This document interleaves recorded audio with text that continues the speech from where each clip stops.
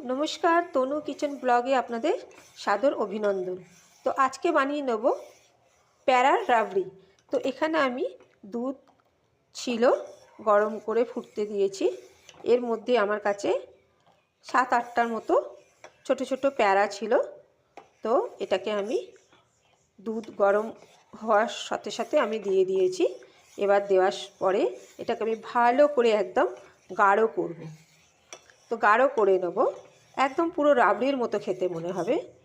बेशी गाढ़ो करब ना, मिडियाम गाढ़ो करब। तो एखाने आमी रेखेछि अल्प एकटु काजू बादाम और दुटो छोटो एलाच। छोटो एलाचटा आमी खुले दानागुलोर साथे आमी काजू बादामटा आमी एकटु हामाल दिस्तिते एकटु भालो करे, बेशी मिहि करब ना, अल्प मिहि करे आमी एटा एकटु हामाल दिस्तिते कुटे निচ্ছি। तो दूध आमार अनेकटाई गाढ़ो हये एसेছে एकदम। এই যে আর একটু গাঢ় হয়ে গেলে একদম এটা রেখে দিলে জমে যাবে। তো এই সময়তে আমি এই যে কুটে রেখেছি কাজু আর ছোটো এলাচ, আপনারা মিক্সিতেও করে নিতে পারেন, তবে একটু আমি দানা দানা রেখেছি কেন, এটা মুখে পড়লে খেতে ভালো লাগবে। এবার এইটা আমি দিয়ে কিছুক্ষণ আর একটু দুধটা আমি প্যারা দিয়ে জাল দিয়ে নেব। আমাদের তো বাড়িতে সব সময় প্যারা গুজিয়া ঠাকুরকে আমরা দিই, জমে যায়। তো একটুখানি বাড়িতে রাবড়ি বানিয়ে নিলাম। বানিয়ে নিয়ে যদি আমরা রাতে একটু 2 চামচ নিয়ে পাতে যদি আমরা একটা রুটি বেশি খাই, ক্ষতি কী আছে? তাতে আমার মনে হয় ভালোই লাগবে খেতে।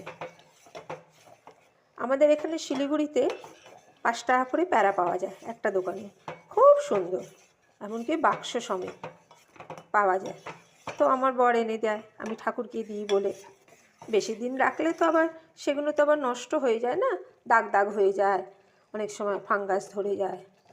তো ছেলেরা তো সব সময় বেশি বেশি জিনিস আনার ওদের একটা অভ্যাস আছে, তো নিয়ে আসে। তো সব সময় ঠাকুরকে তো দেওয়ার পরও কিন্তু ওগুলো কিন্তু থেকেই যায় আর ফাঙ্গাস ধরেই যায়। ফ্রিজে রেখে দিলে সেগুলো আরও ইটের মতো শক্ত হয়ে যায়, কামড়ে কামড়ে খেতে হয়। তার থেকে ঠিক আছে, চলো রাবড়ি বানানো হোক।